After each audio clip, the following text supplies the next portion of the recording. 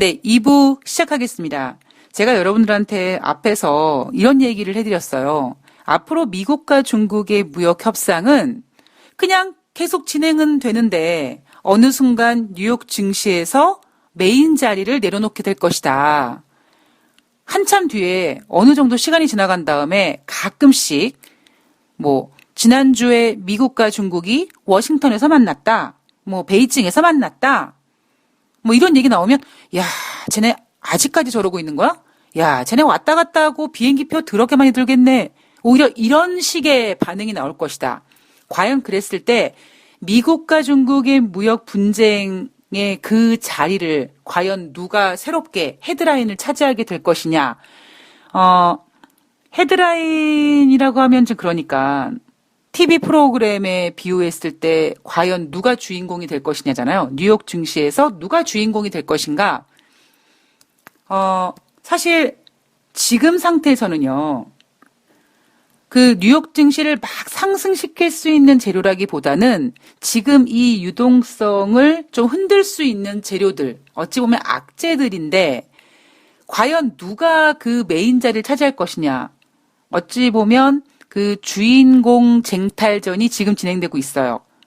지난주에는 이탈리아 연정 붕괴됐다라는 것이 뉴욕 증시에서 새롭게 등장을 했습니다. 그리고 이날은 영국의 노딜 브렉시트 문제가 이제 부각이 됐습니다. 예, 참 신기하죠. 그래, 맞아, 미쓰리 네가 그때 그랬어. 어느 순간 지나가면 미국과 중국의 무역 협상 문제가 크게 부각되지 않을 거라고. 그리고 누가 과연 고양이 목에 방울을 달지 새로운 이슈가 헤드라인을 차지할 것이다. 그래서 돈다방 미쓰리는 과연 누가 그 헤드라인을 차지할지, 그 헤드라인에 차지했을 때 그 강도가 어떨지, 그 강도가 어떨지를 알기 위해서는 그 재료들의, 그러니까 그 주인공 후보들의 히스토리를 알아야 되거든요. 그래서 돈다방 미쓰리에서 이탈리아도 얘기하고 신흥국도 얘기하고 중국도 얘기하고 영국은 매일 얘기하고 하는 이유가 바로 지금을 준비하는 상황이었습니다. 자, 우선 이탈리아 문제를 잠시 짚고 넘어가면 이탈리아는 참고로 지난주에 뉴욕 증시에서 하루 주인공이 됐었습니다. 이탈리아 연정 붕괴로 이탈리아 정치적 불확실성이 국제 뉴욕 증시를 하락시켰다. 예. 자, 이탈리아에서 오성운동과 동맹이 1년 2개월 만에 연정이 붕괴됐죠. 자, 그랬을 때 그 다음에 민주당과 오성운동이 다시 연정을 시도했고, 그리고 민주당도 오성운동한테 손을 내밀고 오성운동도 나쁘지 않았어요. 문제는 뭐냐면 얘네들도 오성운동과 동맹처럼 물과 기름인 거죠. 태생이 달라요. 그러나 일단은 정치적인 입지를 좀 만회하기 위해서, 강하게 하기 위해서 어찌 보면 적과의 손을 잡은 겁니다.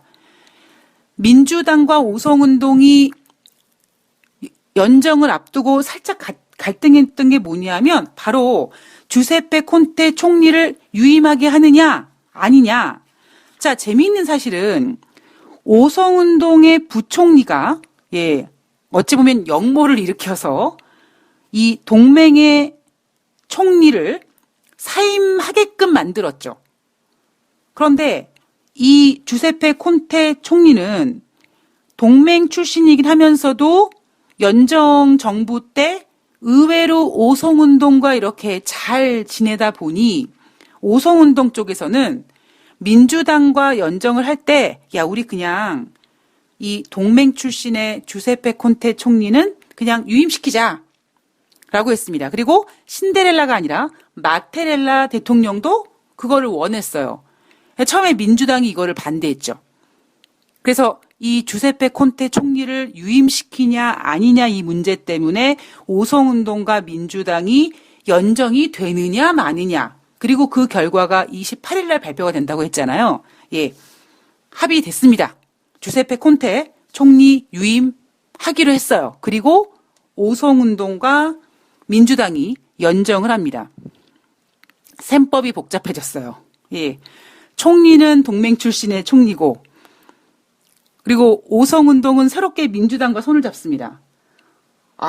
예. 머리가 또 복잡해졌지만 어쨌든 지난주에 뉴욕 주식시장의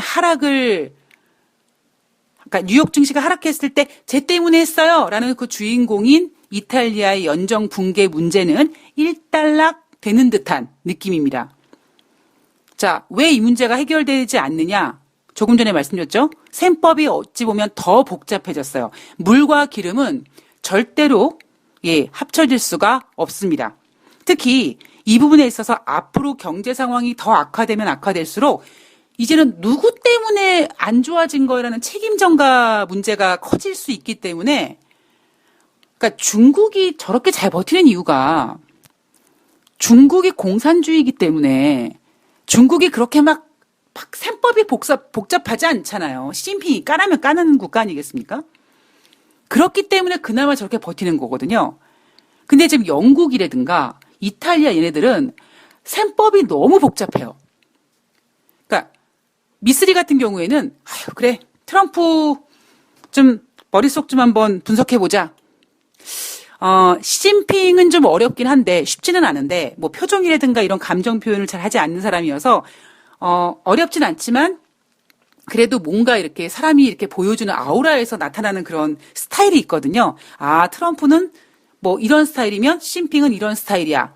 대충 이렇게 할 것 같아라는 사이즈가 나왔다면 이탈리아 문제라든가 영국 문제는 지금 이탈리아 같은 경우에는 동맹 출신의 주세페 콘테 총리에다가 오성운동 부총리를 또 분석해야 되고 민주당의 스타일까지 또 분석해야 되고 영국은 보리스 총리에다가 보수당 내 반 브렉시트 파들도 또 봐야 되고 제1야당 노동당도 봐야 되고 다른 당들 엘리자베스 여왕까지 이게 어려워요. 자, 어쨌든 미국과 중국의 무역 분쟁이 이제 어느 선에서 뉴욕 증시에서 영향을 끼치지 않는 상태. 그렇다면 과연 그 자리를 누가 채울까? 주인공은 누가 발탁될까? 두두두두두두두. 이탈리아는 일단 지난주에 잠깐 이 파일럿식으로 이렇게 잠깐 출연시켜 왔더니 뭐 별론 것 같아요. 일단은 후보로. 그리고 이제 새롭게 등장한 애가 누구냐면 바로 영국이죠. 자, 영국. 그래도 돈다방 미스터리에서 영국 이야기를 계속 해드려가지고요. 제가 새롭게 여러분 앞으로 뉴욕 증시에서 헤드라인 그러니까 새로운 주인공이요. 영국의 노딜 브릭스트가 될 거예요라고 이렇게 소개하는데 여러분들이 걔 누구야 걔 어디서 굴러먹던 애야? 걔 좀 어떻게 설명해줘봐. 걔 이력서 좀 갖고 와봐. 그러지 않아도 미쓰리가 사전에 하도 영국의 브렉시트 얘기를 하다 보니까 자연스럽게 여러분들한테 여러분 뉴욕 증시에서 새로운 주인공은 영국의 노딜 브렉시트입니다. 이렇게 소개할 수가 있게 됐네요. 제가 그동안 매일 영국 얘기한 게 헛짓거리한 건 아닌 게 된 것 같습니다. 어쨌든 설명해드리긴 되게 편해졌어요. 유럽 증시가 이날 솔직히 뭐 상승했다 뭐 이런 얘기 나오지만 내용적으로 봤을 때는 혼조세였습니다. 유럽은 지금 일단은 유럽의 가장인 독일이 너무 힘들고요. 그리고 지금 유럽에서 걱정하고 있는 거는 국채 금리 역전 현상인 거죠. 독일은 얼마 전에 제로 금리의 국채를 발행하기도 했었습니다. 자, 독일 증시 0.25% 하락했고요. 프랑스 증시 0.34% 하락했고요. 영국은 뭐 약간 그러니까 소폭 상승했다라고 표현을 할게요. 그런데 참 재밌는 게 뭐냐면 8월 28일 날 뉴욕 증시가 상승해야 될 하등의 이유가 없는데 아이고 국제유가가 올라가시오 이랬단 말이에요. 자, 영국 증시는 뭐 어쨌든 간에 올랐는데 왜 올랐어? 영국이 브렉시트 때문에 혼란스러워서 영국의 파운드 가치가 크게 하락했기 때문에 화폐가 하락해서 증시가 상승하는 아주 웃긴 일이 벌어진 거죠. 그리고 최근 이런 웃긴 일들이 영국에서 굉장히 종종 일어나고 있어요. 이 유럽 증시에서 독일과 프랑스는 뭐 독일의 경제 지표가 안 좋아서 독일 증시가 하락하고 뭐 이랬는데 영국은 의외로 증시가 올라갔습니다. 올라간 이유가 뭐예요? 파운드와 가치가 하락해서. 이거는 되게 웃기는 상황인 거예요. 웃긴 상황. 경제가 좋아서 증시가 올라가는 게 아니라 나라가 개판이라서 그 나라를 상징하는 화폐 가치가 엉망이다 보니까 오히려 주가가 싸 보이는, 그래서 증시가 상승하는, 예, 진짜 흔히 얘기하는 골 때리는 상황이 벌어진 거죠. 자, 영국으로 넘어가 봅니다. 보리스 총리가, 예, 노딜 브렉시트 방지 법안을 의회가 추진하자 9월 중순부터 의회 정회를 발표했습니다. 자, 엘리자베스 2세 여왕에게 9월 둘째 주부터 10월 14일까지 하원 열지 못하게 했습니다. 라고 했어요. 그리고 그 이후에 10월 14일 이후에 하원을 열겠다고 했습니다. 자, 이게 지금 어떤 상황인 거냐면 제가 앞서서 제1야당인 노동당이, 네, 제러미 코빈이라는 노동당 대표가 다른 야당들 대표와 회동을 갖고 추진하고 있는 게 뭐냐면 정부 불신임함. 그 정부 불신임함 안에는 보리스 총리를 끌어내릴 생각을 하고 있고요. 이 제러미 코빈은 자기가 그래도 제1야당 대표니까 임시 총리를 맡아서 유럽연합이랑 다시 얘기해서 아이고 저기 10월 31일 말고 좀 더 연기해주면 안 돼요? 그래서 시간을 좀 벌고 그 시간을 버는 동안에 조기 총선을 진행하고 조기 총선이 끝난 다음에 영국 국민들한테 제2국민 투표합시다. 이거 생각을 하고 있는 거거든요. 그런데 보리스 총리는 10월 31일 날 무조건 브렉시트 할 거고 그게 설령 노딜이었지언정 할 거고 그리고 노딜이 돼도 문제가 없다. 보리스 총리가 이렇게 하는 이유는 뭐냐면 지금 보여지고 있는 모든 시나리오에서 보리스 총리에게 가장 유리한 시나리오는 10월 말에 무조건 노딜을 포함한 브렉시트를 끝내고 11월 초에 영국이 조기 총선을 하면 보수당이 과반수보다 64석을 더 얻는 진짜 완전히 완승을 거둘 수 있는 시나리오를 보리스 총리가 갖고 있기 때문에 보리스 총리는 10월 31일 날 노딜을 추진하고 있는 거죠.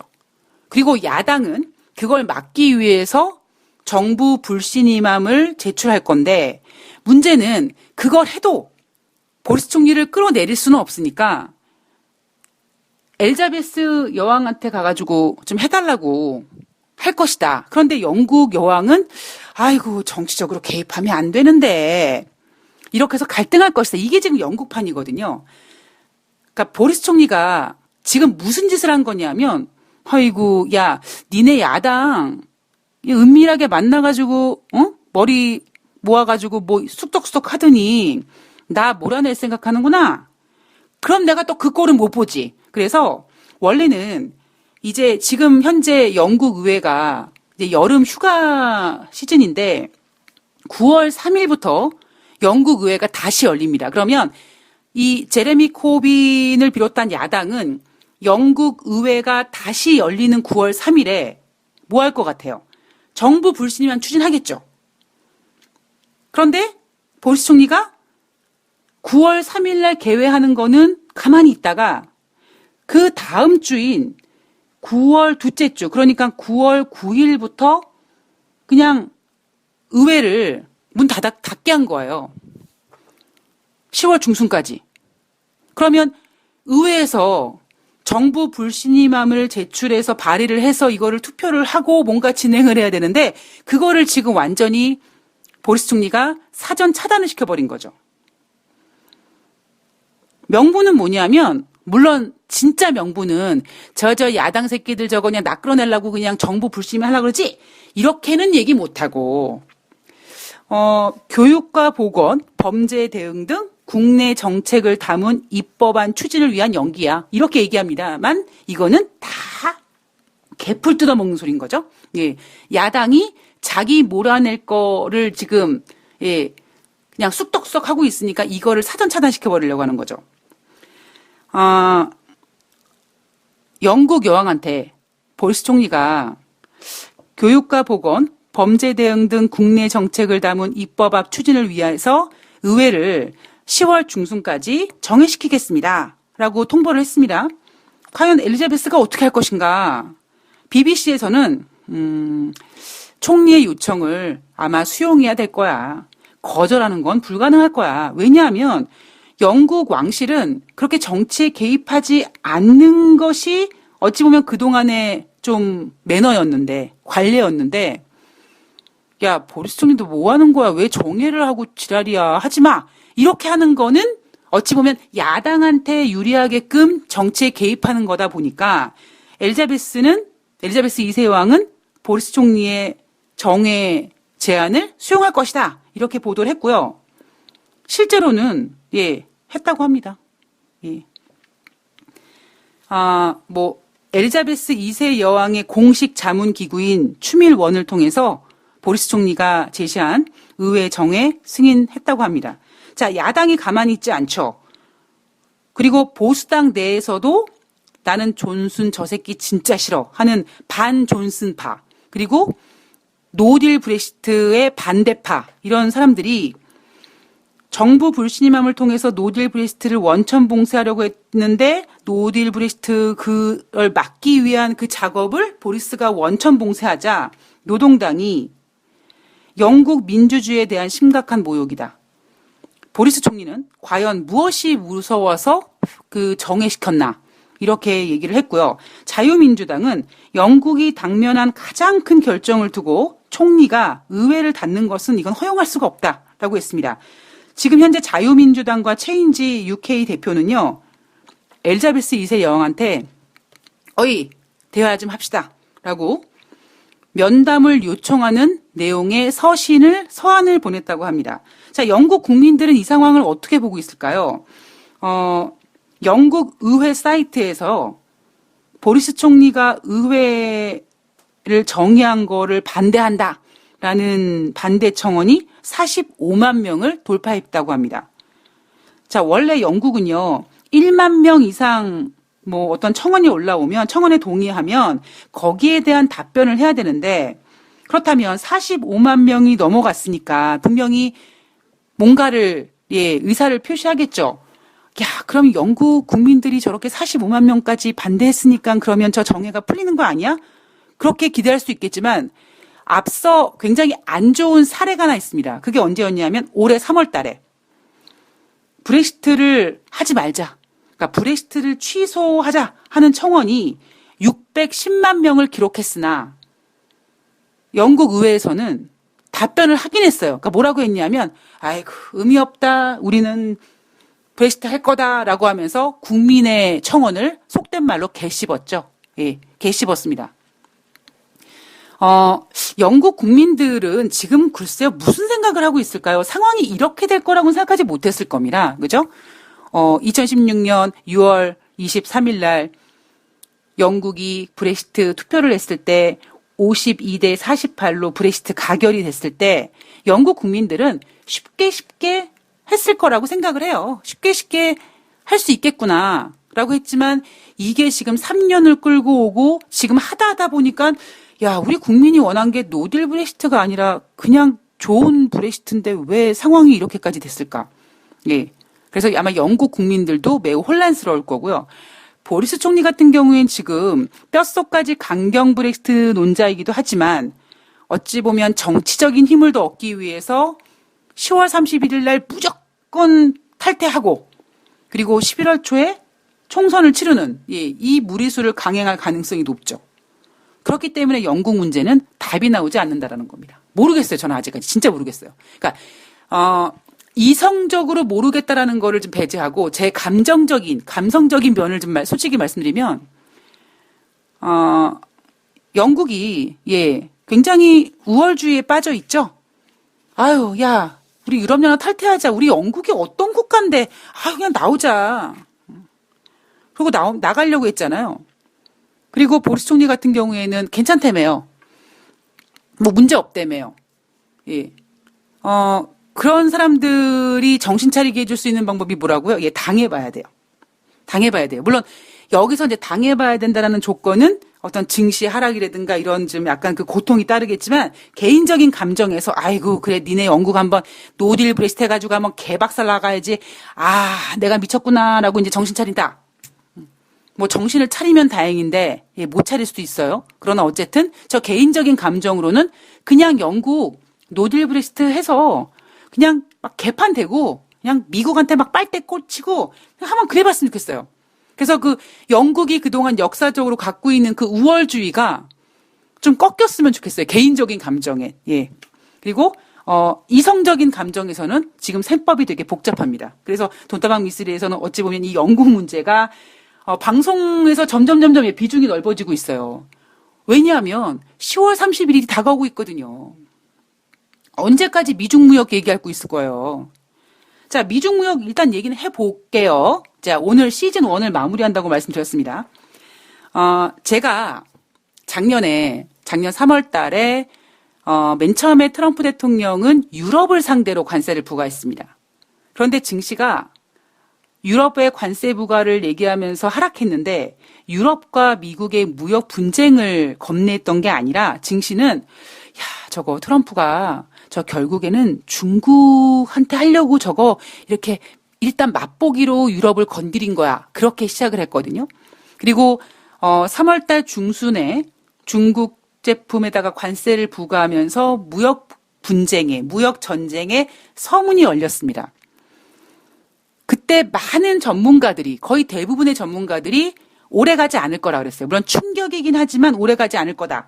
그러니까 그 사람들이 봤던 굉장히 단편적인 생각은 뭐냐면 미국과 중국의 교역 사이즈가 얼만데 미국이 중국 제품에다가 관세를 부과하고 중국이 보복 관세를 하면 중국이 얼마까지 그 보복 관세를 같이 부과할 수 있겠어? 즉 언제까지 핑퐁 게임이 동일하게 될까? 안 될 거야. 어느 한순간에 중국이 어느 정도까지는 즉 미국이 중국산 제품에다가 500억 달러에 대해서 관세 부과하면 중국은 미국산 제품에다가 500억 달러 똑같이 대응할 수 있지만 만약에 미국이 2천억 달러 하면 중국은 2천억 달러가 안 되는데 안 될 것 같아. 이렇게 된다라는 거죠. 근데 제가 미국과 중국의 무역 분쟁이 처음 시작했을 때 중국이란 나라를 좀 이해하자. 그래서 제 멘토님이 너무나 감사하게 저는 요즘에 그런 생각이 들더라고요. 제 주변에서 이렇게 정말 최근 들어서 너무 감사한 분들이 너무 많아요. 근데 이분들이 좀 재수없는 얘기로 나를 위해서 태어났나? 뭐 그런 생각이 들 정도로 그냥 그렇습니다. 그러니까 어떻게 제 멘토님이 중국에서 이렇게 사업을 하시다가 이제 오셔가지고 제가 가장 힘들 때 어떤 저의 정신적인 멘토도 되어주셨고, 그다음에 본인이 이제 중국에서 사업하면서 겪었던 그런 중국 사람들의 그런 기본적인 어떤 그런 것들을 제가 너무 많이 들었던 거죠. 그래서 저는 그 얘기를 토대로 제가 중국과 미국과 무역 분쟁은 금방 끝나지 않고 12라운드 중에 지금 1라운드가 시작이 된 거다. 자, 중국을 그렇게 보면 안 된다. 뭐 어찌 보면 중국은 이렇게 땅이 넓으니까 이렇게 만만디 이런 게 있고, 미국은 막 합리적으로 이렇게 딱딱딱딱 하는 게 있고, 약간 중국은 이렇게 그냥 구렁이 담 넘어간 듯이 이렇게 능글능글하게 하는 것도 있고, 이래서 미국과 중국의 무역 분쟁이 쉽게 끝나지 않을 거라고 얘기했습니다. 언제요? 작년 3월 달에. 그리고는 중국이 이제 그 이야기 속에 중국은 시간을 버는 국가다라고 얘기를 해드렸는데, 처음에는 미국과 중국의 무역 규모 때문에 중국이 금방 항복할 거라고 했던 전문가들이 그 다음에 썼던 시나리오가 뭐냐면 1985년도 플라자 합의 때를 비유하면서 그때 플라자 합의 때 일본이 미국에게 항복을 했다. 그렇기 때문에 결국 그 플라자 합의 같은 경우에는 환율에 관련된 문제가 관여가 되다 보니 미국과 중국의 무역 관세 전쟁에서 환율 이야기가 나오자 전문가들은 플라자 합의처럼 될 것이다. 라고 했습니다. 제가 아니라고 했죠. 그리고 제가 아니라고 했던 근거가 뭐냐면 인구를 얘기했습니다. 그때 플라자 합의에서 그러니까 일본이 항복했던 이유, 손들었던 이유는 뭐냐면 일본 인구가 얼마인가요? 1억 좀 넘지 않나요? 그러면 결국 일본은 우리나라처럼 수출국이에요.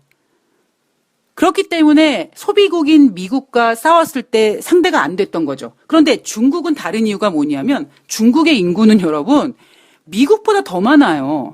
그러면 미국은 우리가 소비국가라고 하지만 중국은요? 중국은 소비 안 하나? 중국은 뭐 흙 파먹고 사나? 뭐 중국은 뭐 이슬만 먹고 사나요? 공기만 먹고 사는 거 아니잖아요. 그러니까 이게 플라자 합의는 두 나라의 미국과 일본의 인구수로 생각했을 때 수출국인 일본이 소비국인 미국을 이길 수가 없는 상황이지만 중국과 미국은요 다르단 말이에요. 오히려 소비력을 따지면 미국이 중국을 이길 수가 없어요. 저는 그렇게 생각합니다. 자, 지금 어떤 상황이냐면 미국 무역대표부가 28일 관보를 통해서 9월 1일부터 중국산 제품 3천억 달러치에 대한 일부 품목에 대해서 기존에는 10%라고 했는데 5% 인상했어요. 시장에서 눈 하나 깜빡 안 해요. 뭐 어차피 두들겨 맞는데 25%짜리 맞는 것도 있는데 15%야 우습지. 이렇게 생각하는 거죠. 그리고 나머지 품목에 대해서는 12월 15일부터 15% 관세를 부과할 것이다. 자, 기존의 10%에서 15%로 인상합니다. 시장이 반응을 안 해요. 그러니까 어찌 보면 트럼프 대통령이 중국이 괘씸해서 내린 소심한 복수예요. 그런데 5%밖에 인상을 하지 못합니다. 그런데 이미 작년부터 시작해서 작년 6월 달에 500억 달러 중에서 340억 달러 25%, 160억 달러에 대해서 25%한 번에 25%씩도 맞아봤기 때문에 10% 인상이나 25% 인상이나 또 앞서서 25% 인상이나 30% 인상이나 그래봤자 변동폭이 5%밖에 안 돼요. 중국은 이런 거 개의치 않습니다.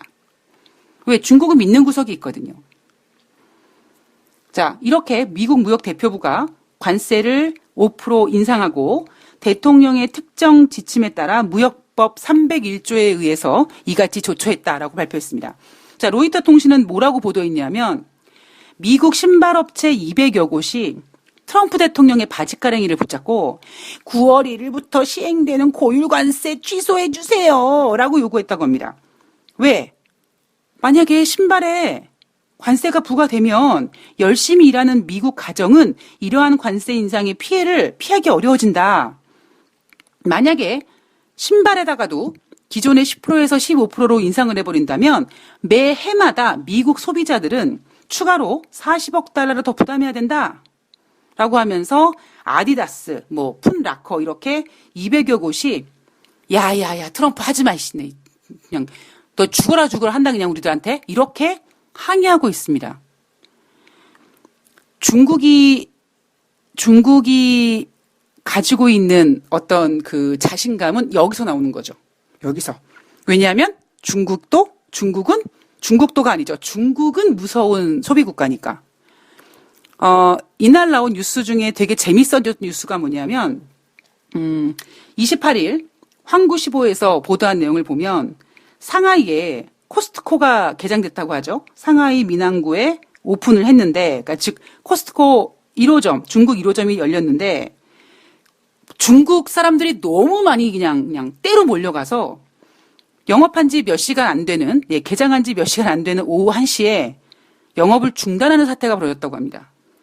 자, 황구시보가 뭐라고 얘기하냐면 상하이 코스트코의 뜨거운 개업이 미국에게 또 한 수 가르쳐줬다라는 제목의 사평을 썼죠. 이게 무슨 뜻이냐면 어이 미국 보고 있나? 우리 중국이 이래. 이렇게 기회의 땅인데 이거 포기할 수 있겠어?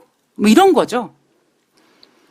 우리나라에도 코스트코가 들어와 있고 우리나라는 글쎄 저는 코스트코 회원이 아니어서 3만 원의 회비가 있나요? 예, 우리나라는 3만 원인 걸로 알고 있는데 중국은 한 5만 6천 원 정도 된다고 합니다. 회비가. 중국이 기회의 땅, 그죠? 소비의 땅. 그리고 중국이 가지고 있는 어떤 그 소비력은 머리 수도 있지만 어떤 정책적인 면도 있고, 예. 그리고 미국보다는 아직 덜 성장했기 때문에 그런 어떤 서구 문물을 막 받아들이게 하는 요구가 더 큰 거죠. 수많은 미국 기업과 세계 각국의 기업이 부러워할 것이다. 제가 중국의 금융위기는 유동성의 어떤 문제에서 결국에는 일어날 수밖에 없는 운명적인 위기고, 그게 중국 금융 내에서 터질지 아니면 뭐 영국의 노딜 브레스트 이런 거 다른 것들로 의해서 도미노식으로 터질지 모르겠으나 어쨌든 영국의 금융위기는 언젠가는 터질 일이고, 그렇다면 그게 영국의 금융위기가 터진다고 지구가 망하냐? 아니라는 겁니다. 그러면 중국이 제가 이제 생각하고 있는 거는 뭐냐면 미국뿐만 아니라 이제 세계 파워머니가 세계 파워머니가 중국이 금융위기를 겪어서 눈높이가 많이 낮아지고, 그리고 그 금융위기를 극복할 수 있는 방법이 뭐냐면요, 시장 개방밖에 없거든요. 그럼 금융위기 터지고 막 은행들이 약간 좀 막 파산하고 막 주가가 떨어지고 어떻게 해서든지 자금을 유치하기 위해서 이제 시장 개방을 하면 세계 파워머니가 중국 금융시장으로 유입이 되죠. 그러면 지금 중국의 코스트코 하나 열렸는데도 이렇게 영업이 어려울 정도로 이런 소비력을 갖고 있는 중국인데, 이게 만약에 금융 쪽이 개방이 되면, 거기다가 그동안 시스템이 허접했다면, 중국 사람들은 은행 별로 안 다닌대잖아요. 그만큼 아직까지 중국인들에게 그 은행이라는 답이 높다면, 그거를 무너뜨린다면, 앞으로, 그러니까 저는 한편으로는 중국의 금융위기가 빨리 오면 빨리 올수록 기회가 더 빨리 오고 있다고 보고 있거든요. 그러니까 저는 주변 분들한테 좀 버티고 있다가요, 중국의 금융위기 오면은 중국의 금융시장 이렇게 해가지고 좀 한번 해봅시다, 이런 얘기를 대놓고 할 정도입니다. 이게 왜 그래요? 중국의 소비력이에요. 그러니까 저는 제일 한심했던 게 언제냐면, 제가 지금 전문가는 없다라고 얘기하는 게 너무나 한심했던 게 뭐냐면, 맨 처음에 미국과 중국의 무역 분쟁이 시작됐을 때 서로 주고받는 관세가 다르기 때문에 중국이 못 버티고 항복할 거다. 야, 미국과 중국의 패권 전쟁을 그따위 관세 규모 가지고 따져? 야, 진짜 허접하다. 두 번째, 플라자 합의랑 똑같이 될 거래요. 야, 아니 머릿수 안 세나? 머릿수? 아니 일본 국민들의 머릿수가 중국만 한가요? 그런 기본적인 것도 없이 단순하게 되게 있어 보이긴 하죠. 1985년도에 플라자 합의라는 게 있었는데, 뭐 그때 뭐 미국과 일본이 어떻게 했는데 어떤 결과가 났고 그게 될 거라고 되게 듣기에는 되게 그럴듯해 보이는데 진짜 쓰잘데없는 쓰레기 같은 전망이었던 거죠. 야, 어떻게 일본과 미국의 플라자 합의를 중국과 미국에다가 갖다 붙일 수가 있습니까? 미국 인구가 지금 한 3억 2천 정도 된다고 하고요. 일본 인구가 1억 2천이라고 합니다. 자, 중국은 2019년 기준으로 14억 명이라고 하는데요. 그러니까 세계 최고죠. 최대죠. 근데 제 멘토님이 농담 삼아서 뭐라고 하셨냐면, 미스리님, 중국은요, 동쪽부터 서쪽까지 쭉 인구 조사를 하잖아요? 그러면 그 인구 조사를 하는 기간 동안에 이미 인구 조사 끝난 지역에서 또 아기들이 태어난다는 겁니다. 아무리 중국에서 뭐 출산을 뭐 하지 말라고 얘기하고 뭐 일자녀 뭐 이렇게 갖기 이렇게 하지만 그게 쉽지 않다라는 거죠. 물론 예전보다 줄긴 줄었지만. 그런데 아니 대놓고 봤을 때 14억 명과 그러니까 중국의 14억과 미국의 3억인데 일본과 미국의 플라자 합의를 중국과 미국에다가 접목시킨다? 도대체 무슨 생각으로 경제를 얘기하는 건지 저는 도대체 모르겠어요. 그런 얘기 하시는 분들 막 박사학위 이런 거 있으시겠죠. 예.